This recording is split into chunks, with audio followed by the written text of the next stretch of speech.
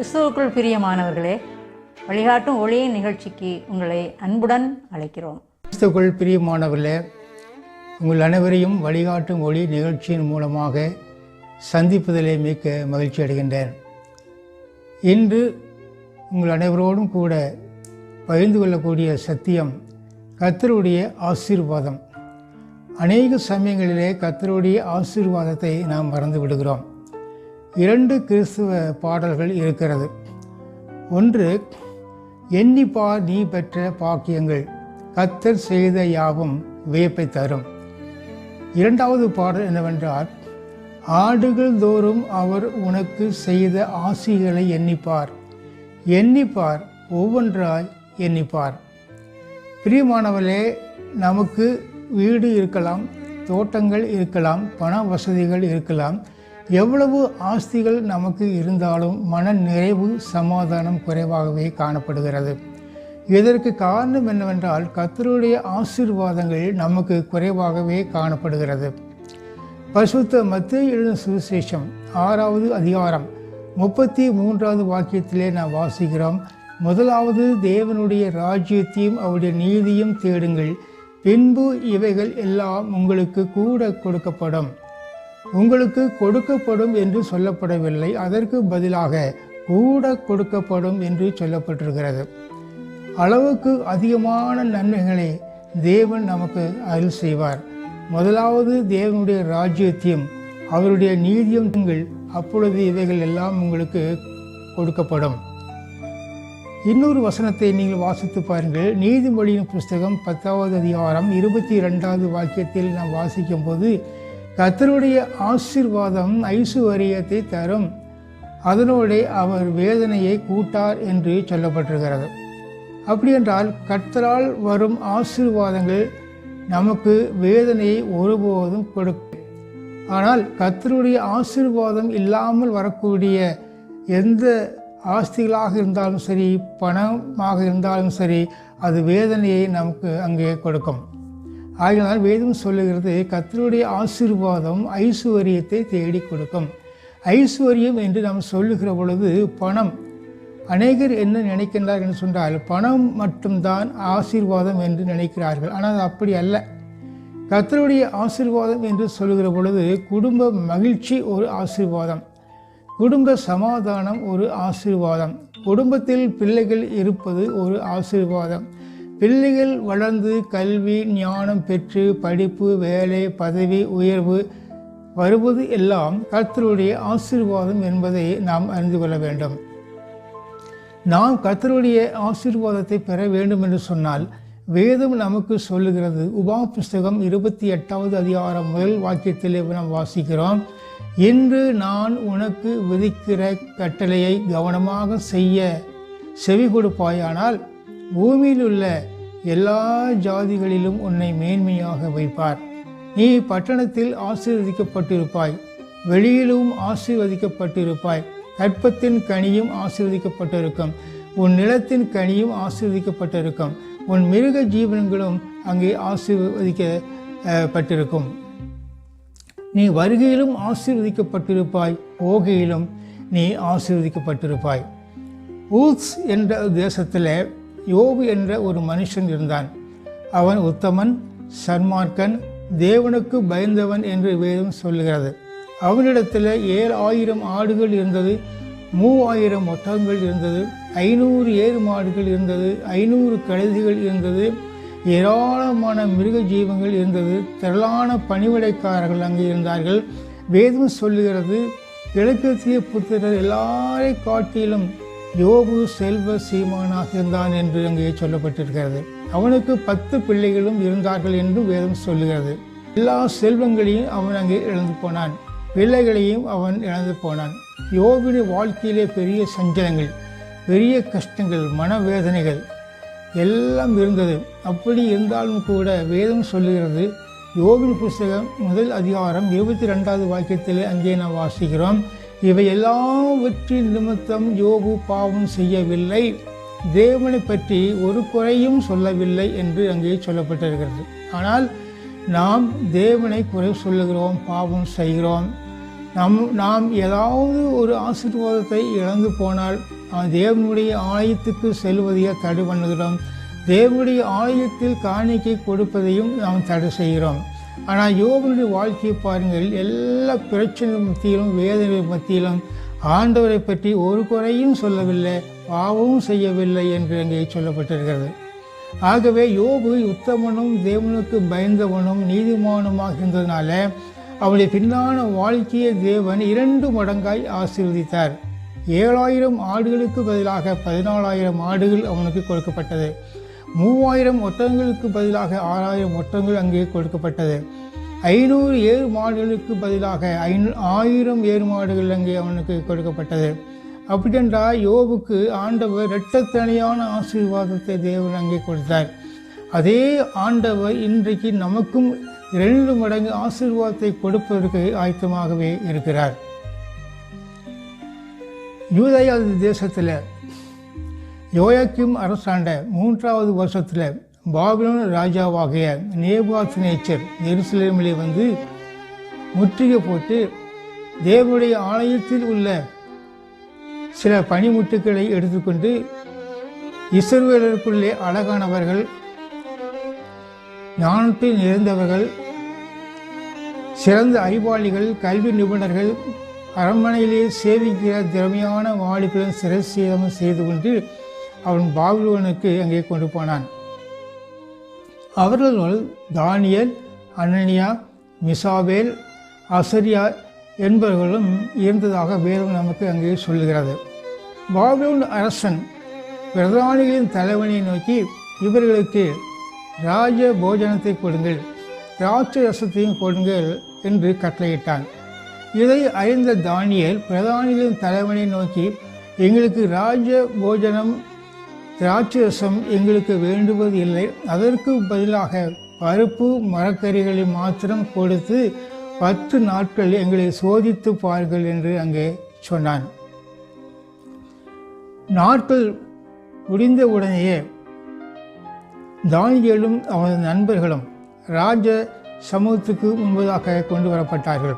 அதே சமயத்தில் தேசத்தில் இருந்த சாஸ்திரிகள், ஜோசியர்கள் அவர்களும் ராஜாவுக்கு முன்பதாக கொண்டு வரப்பட்டார்கள். ராஜா இவர்களை சோதித்து பார்த்ததில் ஜோசியர்களையும் சாஸ்திரிகளையும் காட்டிலும் 10 மடங்கு சமர்த்தனாக கண்டார்கள் என்பதாக வேதத்திலே நமக்கு சொல்லப்பட்டு இருக்கிறது. அப்படி என்றால் கர்த்தர் தானியேலையும் அவனது நண்பர்களையும் 10 மடங்கு ஆசீர்வாதத்தை அங்கே கொடுத்தார் என்று வேதத்திலே நமக்கு சொல்லப்பட்டிருக்கிறது. பிரியமானவரே, நாம் ஆண்டவருக்கு உண்மையும் உத்தமமாக நடந்தால் 2 மடங்கு அல்ல 10 மடங்கு ஆசீர்வாதத்தை தேவன் நமக்கு கொடுக்க ஆயத்தமாக இருக்கிறார்.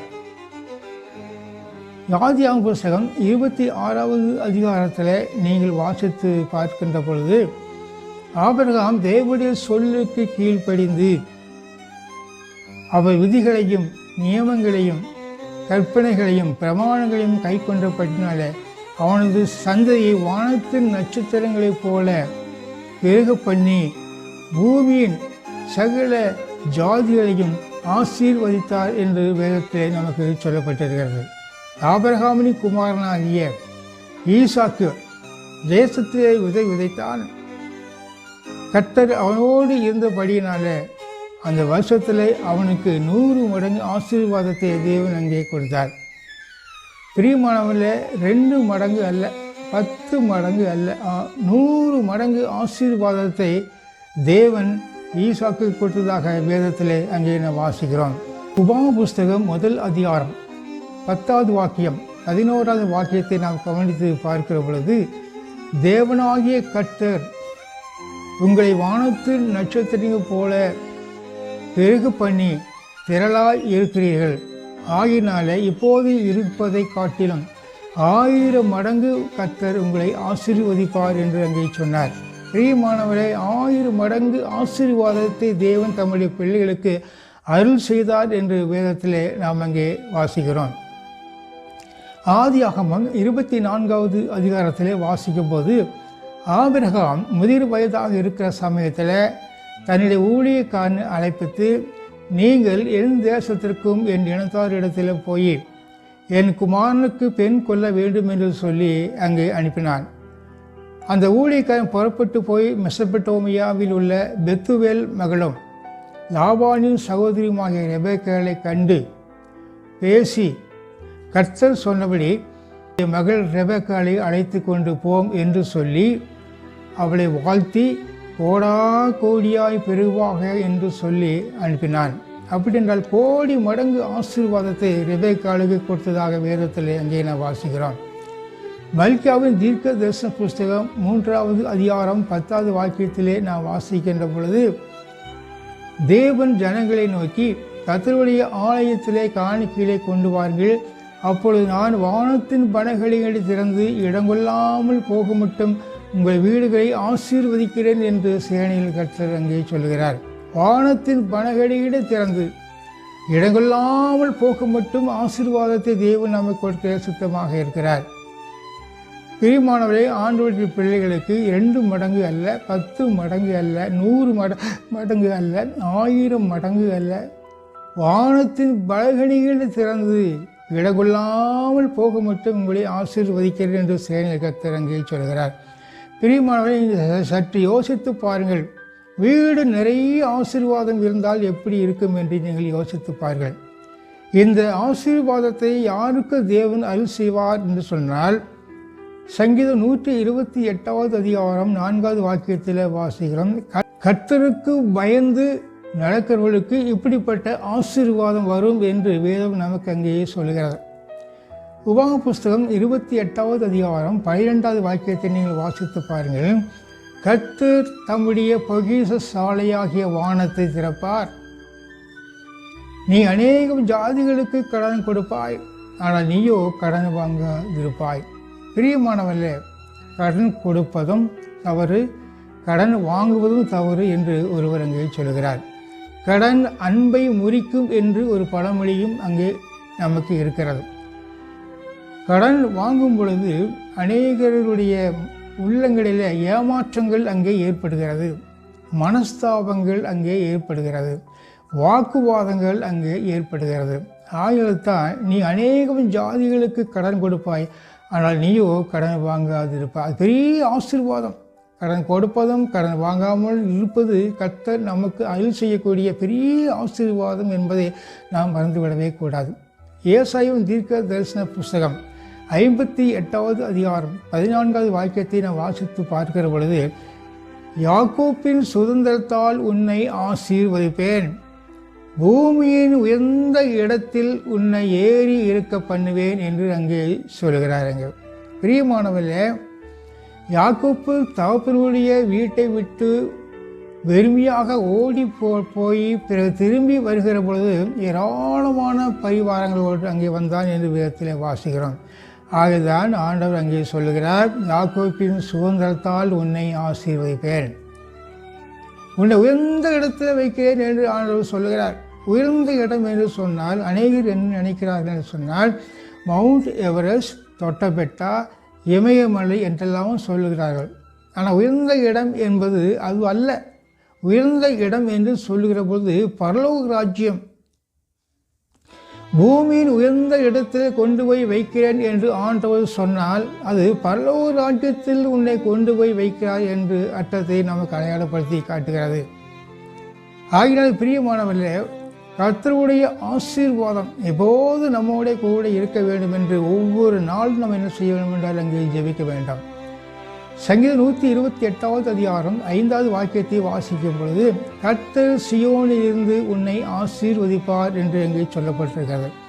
சியோன் என்று சொன்னால் பரலோக ராஜ்யம். சியோனிலிருந்து ஆசீர்வதிக்கிறேன் என்றால் பரலோகத்திலிருந்து உன்னை ஆசீர்வதிக்கிறேன் என்று அங்கே சொல்லுகிறார்.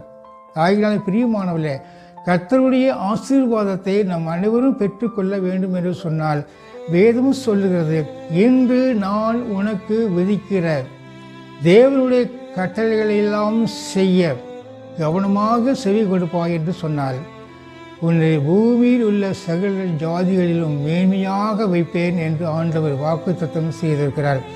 ஆயினாலே அப்படிப்பட்ட பெரிய ஆசீர்வாதத்தை தேவன் தம்முடைய பிள்ளைகள் அனைவருக்கும் கொடுப்பாராக.